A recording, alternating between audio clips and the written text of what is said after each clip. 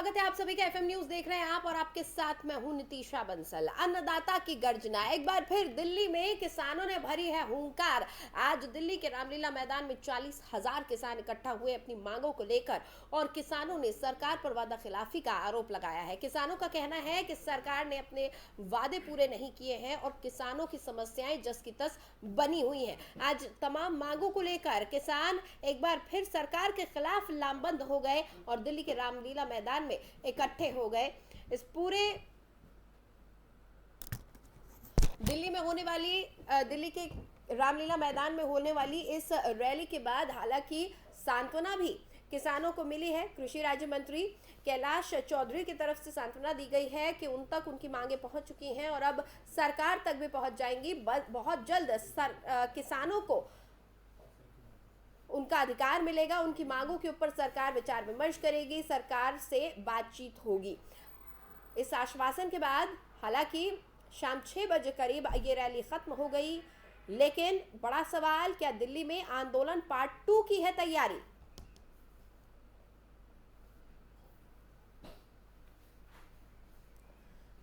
पिछली बार जब किसान आंदोलन शुरू हुआ था तो करीब साल भर तक किसान डटे हुए थे सड़कों पर और डेरा जमाकर बैठे हुए थे जब तक किसान संतुष्ट नहीं हो गए। कई दौर की बातचीत हुई लेकिन उसके बावजूद भी किसान सरकार पर भरोसा नहीं कर पा रहे थे, जिसके चलते करीब साल भर लग गया था और किसान वहीं पर डटे खड़े थे। एक बार फिर दिल्ली से रामलीला मैदान से किसानों ने हुंकार भरी है। कुछ मांग लेकर किसान यहां पर आए हैं। उनका कहना है सरसों के जीएम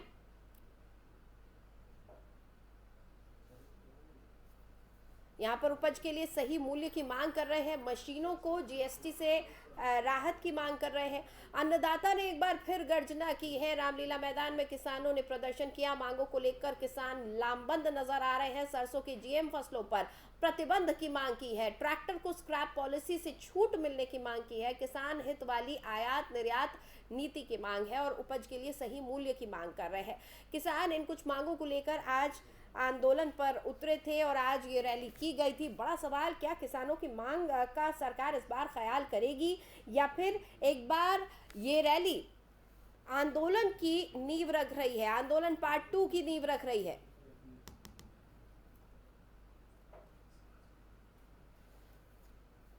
और आज की हमारी ये चर्चा इसी गर्जना को लेकर है। कुछ सवाल है जिनके इर्द गिर्द हमारी आज की ये चर्चा रहने वाली है। इन्हीं सवालों का जवाब हम ढूंढने की कोशिश करेंगे। किसान गर्जना रैली के क्या है मायने? क्या फिर आंदोलन से बढ़ेगा दिल्ली का पारा? वादा खिलाफी के आरोप के बाद क्या किसानों की मांग मानेगी सरकार? कृषि राज्य मंत्री के भरोसे पर भरोसा करेगा अन्नदाता? किसान, सरकार, एमएसपी, किस पर फंसेगा पेच? क्या इस बार भी कहीं कोई कमी रह जाएगी? कहीं ऐसा तो नहीं कि दिल्ली की सर्द हवाओं में एक बार फिर आंदोलन की तपिश नजर आए?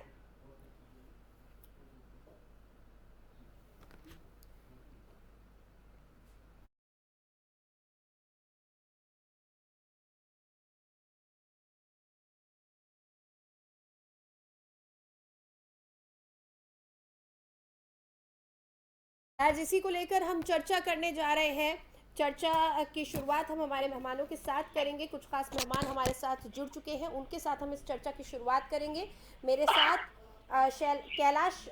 माफ कीजिएगा, शैलेश गिरी जी जुड़े हुए हैं, किसान नेता हैं, बीकेयू भानु से संबंध रखते हैं। स्वागत है सर आपका। मास्टर स्वागत है आपका। शिवराज सिंह हमारे साथ जुड़े हुए हैं, अध्यक्ष है बीकेयू लोक शक्ति के। साथ ही हमारे साथ कैप्टन आई सिंह भदौरिया जी भी जुड़ चुके हैं, बीजेपी प्रवक्ता है। बहुत बहुत स्वागत है सर आपका।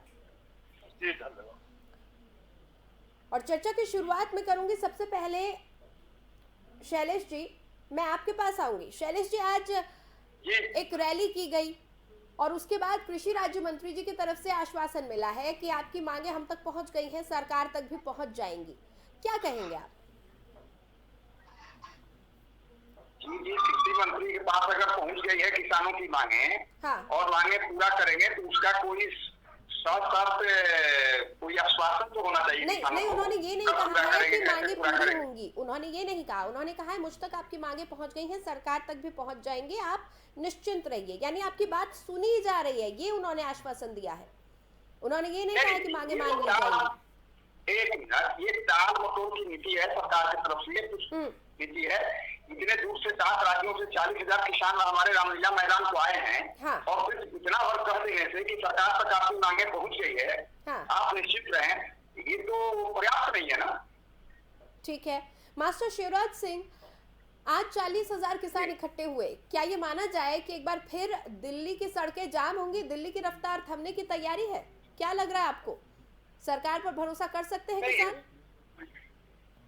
इसका जो दोष है वो सरकार को इसलिए है जी। क्या देश में सारे आयोग है? कृषि प्रधान देश में किसान आयोग नहीं होना चाहिए? सारे उत्पादक जितने भी प्रोडक्टर हैं अपने सभी प्रोडक्ट पर लाभकारी मूल्य लेते हैं। हाँ। किसान को लागत मूल्य नहीं मिलता। क्या इसके लिए हमारे देश का सिस्टम दोषी नहीं है? गन्ने का मूल्य अभी तक डिक्लेयर नहीं हुआ। जो किसानों का आंदोलन के साथ मुकदमे लगे थे, एक भी मुकदमा आज तक किसी भी स्टेट में वापस नहीं हुआ। और प्रदूषण के नाम पर किसानों को प्रताड़ित किया जाता है हर स्टेट में। ये क्या देश का किसान हमेशा सदैव से सौतेला चलता है, सौतेला ही रहेगा? इसको खाली अन्नदाता कह के, भोला भाला किसान कह के, किसान देवता कहकर ही बहकाया जाता रहेगा? इसके भरण पोषण की जब किसान अतिवृष्टि की मार झेलता है, सूखा की मार झेलता है, बाढ़ की मार झेलता है, हाँ। सारी मार किसान झेलता है, खुले आसमान में अपनी खेती करता है, जबकि सारे प्रोडक्ट छत के नीचे होते हैं। हाँ। किसान खुले आसमान में अपने प्रोडक्ट को उत्पादन करता है। क्या इस देश के किसान के लिए कभी कोई शुद्ध नीति बनेगी? ठीक है जी, कैप्टन साहब हमारे साथ जुड़े हुए हैं। Captain I Singh Bhadauria, BJP से ही सवाल ले लेते हैं। सर, किसानों की बातों से ऐसा लग रहा है कि आज भले ही चौधरी जी ने सरकार की तरफ से आश्वासन दिया होगा कि आपकी सुनवाई हो रही है, लेकिन किसान भरोसा नहीं कर पा रहे हैं। आपने देखा होगा जब पिछली बार आंदोलन हुआ था तब भी सरकार ने किसानों की पूरी बातें मानी थी। हाँ। और पूरी सरकार किसान के साथ खड़ी रही थी जी।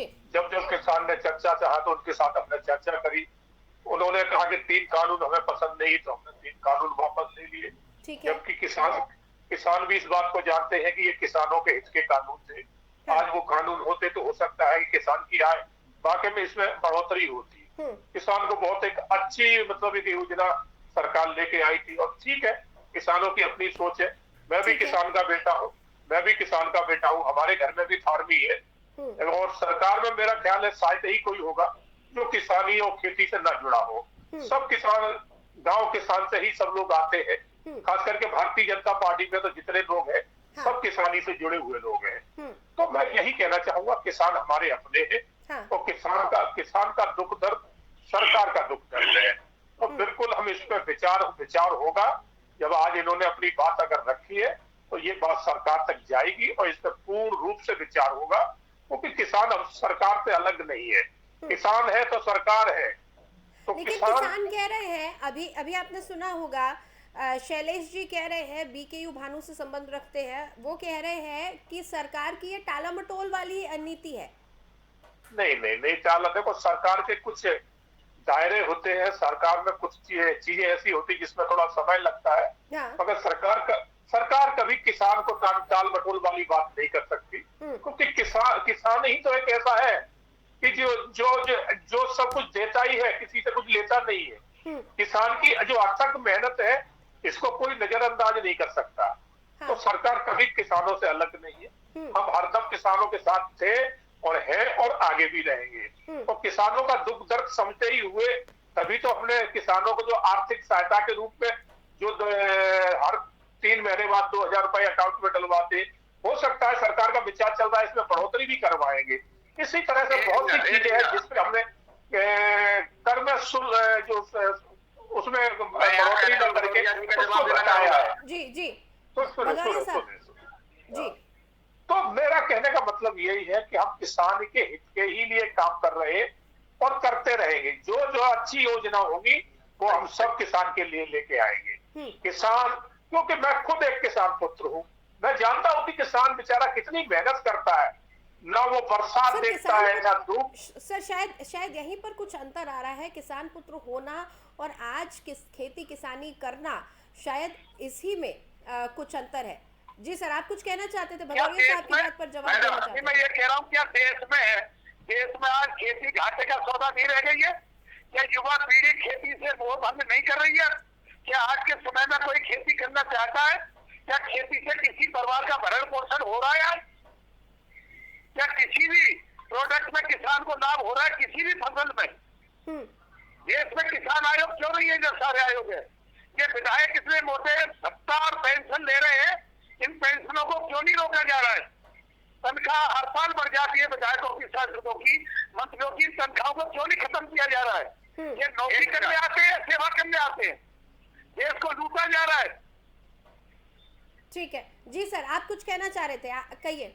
जी, मैं ये कहना चाहता हूँ कि विगत कई वर्षों से उत्तर प्रदेश के मुख्यमंत्री योगी जी से जो 60 वर्ष के ऊपर किसान हो जाएं, उन्हें 10,000 रुपया मासिक पेंशन की मांग की गई। मैं कैप्टन भदौरिया जी का जवाब दे रहा हूँ। उसमें भी टाल मटोल की नीति अपनाई गई, सब जगह किसानों के साथ टाल मटोल की नीति अपनाई जा रही है। और माननीय मास्टर स्वराज सिंह की सारी बातों से जो किसान के हक में बोल रहे हैं, मैं उससे सहमत हूँ। कृषि लाभ का सौदा नहीं रह गया है, युवाओं का पलायन बढ़ रहा है। और सबसे बड़ी बात तो ये है कि किसानों के बच्चों के लिए 90 करोड़ हम हैं, 70 से 85%। शिक्षा एक ऐसी व्यवस्था होनी चाहिए कि आम से खास तक, हमने केंद्रीय बजट में भी इसको उठाया था, आम से खास तक IAS IPS के बच्चे भी उसी स्कूल में पढ़े और किसानों के भी बच्चे उसी स्कूल में पढ़े। रातों रात अगर 70 से 80% सुधार आएगी, भारत की तस्वीर बदल जाएगी। ठीक है, कृषि से GST को हटाया जाए, अपनी फसल का लागत मूल्य तय करने का किसानों का हक, किसानों को हक है। चाय बनाने वाला अपनी लागत का मूल्य तय करता है, एक कंपनी और फैक्ट्री अपनी वस्तु उत्पाद का लागत का मूल्य तय करता है। कृषि आयोग की बात किया स्वराज सिंह ने, 70% जिसकी आबादी है 80%, उसका आयोग अभी तक नहीं बना। इस सरकार को सोचना चाहिए। ठीक है भदौरिया साहब, क्या किसान आयोग बनाया जा सकता है और क्या ये नहीं बनाया जा सकता? क्यों नहीं बनाया जा सकता? किसान जो मांग कर रहे हैं उसके बीच में क्या दिक्कतें आ रही हैं? नहीं, बिल्कुल इसके ऊपर सरकार विचार करेगी, क्यों नहीं। किसान के हित की जो भी बात है होना चाहिए। अगर किसान आयोग बनने से किसान को अगर लाभ होता है तो बिल्कुल मैं इसकी खुद सिफारिश करता हूँ कि ये काम होना चाहिए। क्योंकि किसान से बड़ा मैं कोई मानता नहीं हूँ कि किसान एक ऐसा है, बड़ी मेहनत करके अपनी फसल जो है ना उपजाता है और फिर वो मंडियों में लेके आता है। वो मंडियों में भी आकर सत्यता है कि उसको जो मेहनत की कीमत मिलना चाहिए नहीं मिलता है। जैसे अभी हमारे मित्र कह रहे थे, किसान नेता, कि आज किसी घाटे का सौदा, बिल्कुल सही बात है। किसी में जितनी मेहनत होती है उतना लाभ नहीं मिलता है। आज ही मैं देख रहा था कि छत्तीसगढ़ में के जो टमाटर की फसल किसान चीज कह रहे थे, देखिए स्वामीनाथन आयोग के P250 फार्मूले को लागू किया जाए तो बहुत दिन से किसानों को लॉलीपॉप किया जा रहा है, इसको लागू किया जाए, ये कह रहे हैं हम। आज मैं देख रहा था कि छत्तीसगढ़ में टमाटर की फसल किसान कितनी मेहनत से करता है, फिर एक दिन में टमाटर पैदा नहीं हो जाता, कितनी मेहनत से करी। आज उसको उसका जो मूल्य लाभ है, जो उसकी लागत है, आज वो नहीं निकल रही। तो मैंने देखा कि ट्रॉलियां भरी टमाटरों की किसान रोड पे फेंक रहा था। कुछ तो ये कह रहे थे खेत में ही सड़ा देंगे, निकालेंगे नहीं। ये छत्तीसगढ़ में आज की तारीख में हाल है। तो बिल्कुल सही बात है, किसान कितनी मेहनत से फसल उपाजता है और फिर उसका अगर लाभ पूरा न, अगर मुनाफा ना हो तो घाटे में भी न जाए। मगर जब घाटे में किसान जाता है तो आप सोचिए किसान के पास कोई और तो आय होती नहीं। तो मैं बिल्कुल कहता हूँ सरकार इस पर विचार करेगी और ये खास करके मैं किसानों की मांग दी जा रही है। मैं यही कहना चाहता हूँ, के रेट बढ़ गए हैं, 5 किलो वजन घट गए हैं। हम आपकी बात सुन रहे हैं, सरकार करती है, किसान भी दे रहे हैं।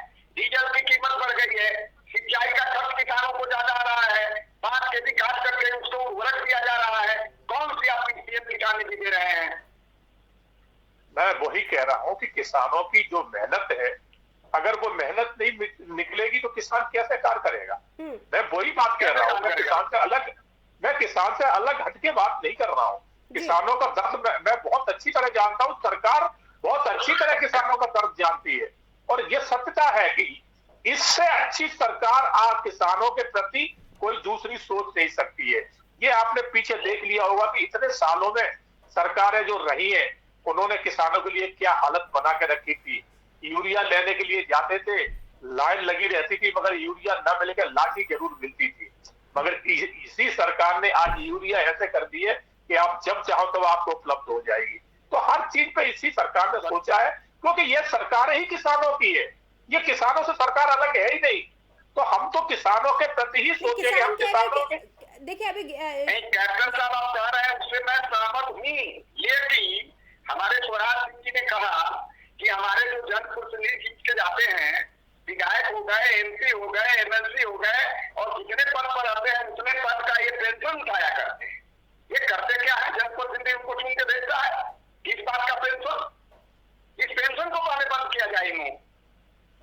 नहीं, ये पेंशन वाली विधायक एमपीओ की पेंशन, विधायक एमपीओ की पेंशन वाली बात आप कह रहे हैं।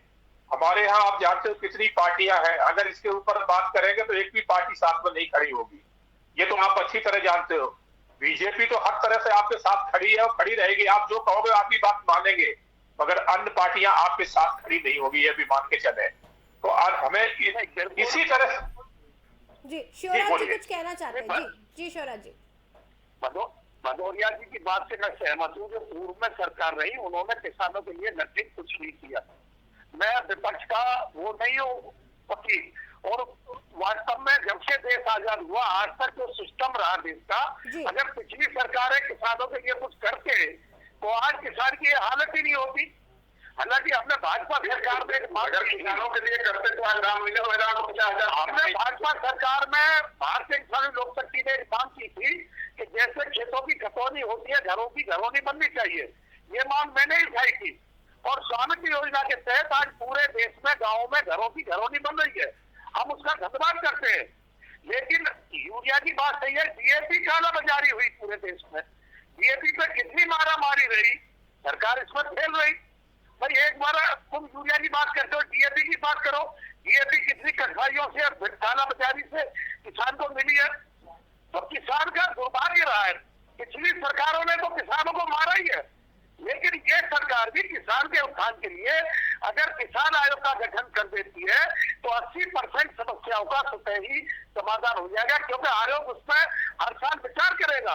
आयोग मीटिंग करेगा क्या होना चाहिए किसान को, सरकार को रिपोर्ट करेगा, गाँव का हल भी हो जाएगा किसान आयोग से। और कहना यह है कि किसान यूनियन के जो प्रतिनिधि होंगे उसी में से चुनकर किसान आयोग में रखा जाए, क्योंकि वो किसान है और वो किसानों की बात और दुख दर्द को समझेंगे।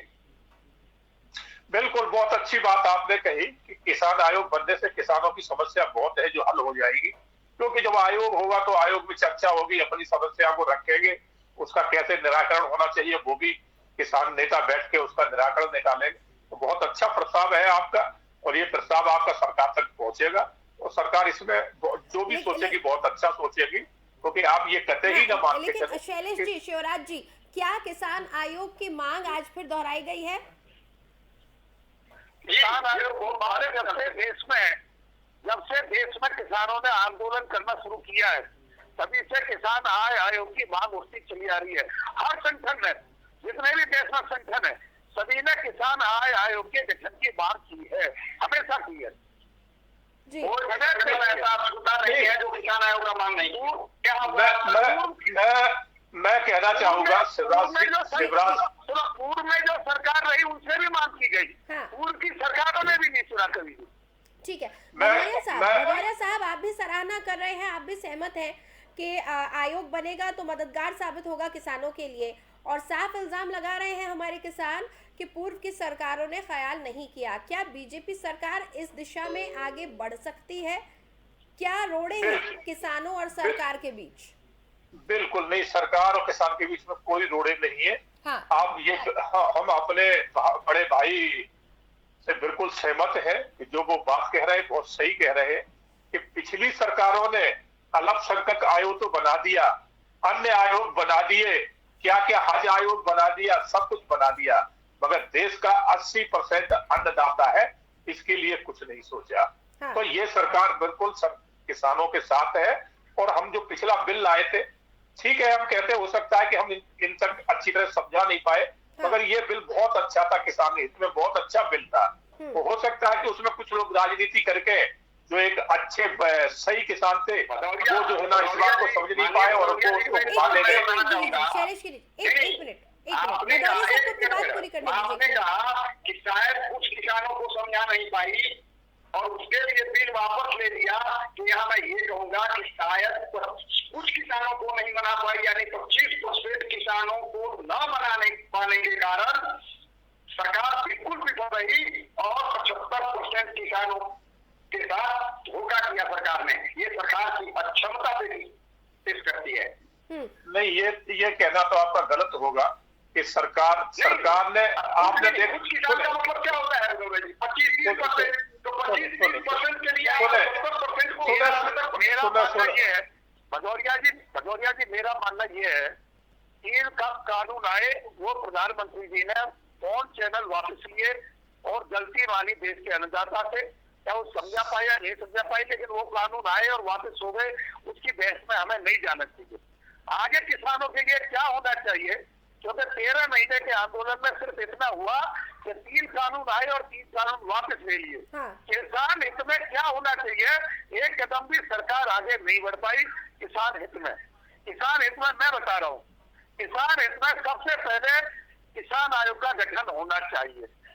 दूसरा, जो ये गारंटी होनी चाहिए कि किसान का जो प्रोडक्ट है, जो भी पत्ती है, उसमें लाभकारी मूल्य किसान को दिया जाना चाहिए, इसकी गारंटी होनी चाहिए। प्रदूषण के नाम पर किसानों का उत्पीड़न नहीं होना चाहिए, क्योंकि किसान प्रदूषण करता नहीं है, किसान तो हरियाली पैदा करता है, प्रदूषण को सोखने का काम करता है। किसान को प्रदूषण को खत्म करने में सहयोगी है, हर बार हरियाली पैदा करता है, उत्पत्ति करता है हरियाली और प्रदूषण को सोखता है। अगर देश में कोहरा भी पड़ता है, जो हर साल सर्दियों में पड़ता है, उसके नाम पर किसान को प्रताड़ित किया जाता है। और पुरानी जो है पंजाब में फूके या उत्तर प्रदेश में फूके, धुआं दिल्ली नहीं जाता है। क्या दिल्ली में चुम्बक लगी हुई है कि सारे धुएं को सोख लेती है, किसी और शहर में नहीं जाता? अरे दिल्ली का अपना धुआं किसानों के सिर पर छोड़ दिया जाता है। कोहरा पड़ता, धुंध तो आज भी है, अब तो पराली नहीं जल रही, अब किसके सिर में फोड़ोगे धुंध को भाई? आज पूरे देश में धुंध है। तो किसान को इस तरीका से प्रताड़ित न किया जाए। आंदोलन के तहत जो मुकदमे लगे वो सारे वापस किए जाए, क्योंकि जो भी सत्ता सरकार में आती है अपने मुकदमे वापस ले लेती है, लेकिन किसानों की तरफ आंदोलन के मुकदमे आज तक वापस नहीं किए, किसी सरकार ने नहीं किए। और हर सरकार ने किसानों पर रख हो जाए। समय खत्म हो रहा है मेरे पास। मैं एक एक करके आपका फाइनल कमेंट लेना चाहूंगी। आज की ये गर्जना रैली के बाद जो आश्वासन दिया गया है कि आपकी सुनवाई हो रही है, क्या किसान इससे संतुष्ट है या फिर आंदोलन पार्ट 2 का आगाज समझा जाए इस गर्जना रैली को? जी शैलेश जी। जी, ये गर्जना रैली किसान आंदोलन पार्ट 2 का आगाज हुई है, बिल्कुल आगाज है। और सबसे बड़ी बात है कि जो स्वराज बाबू ने कहा कि अभी धुंध और ये प्रदूषण का था, तो अपने शहर की प्रदूषण लोग किसानों पर थोप कर प्रदान करते हैं। हाँ। और किसान को पर्यावरण को शुद्ध करता है, हरियाली पैदा करता है, किसानों को प्रताड़ित न किया जाए। ठीक है सर। जी शिवराज जी, आपका फाइनल कमेंट सर। मेरा फाइनल कमेंट ये है, देश में सबसे पहले किसान आयोग का गठन हो। ठीक है। और जब भी एक सत्र पार्लियामेंट में और राज्यसभा में, लोकसभा में और राज्यसभा में किसान के नाम पे 2 दिन का हो या 5 दिन का हो, एक सत्र किसान के नाम पे भी होना चाहिए।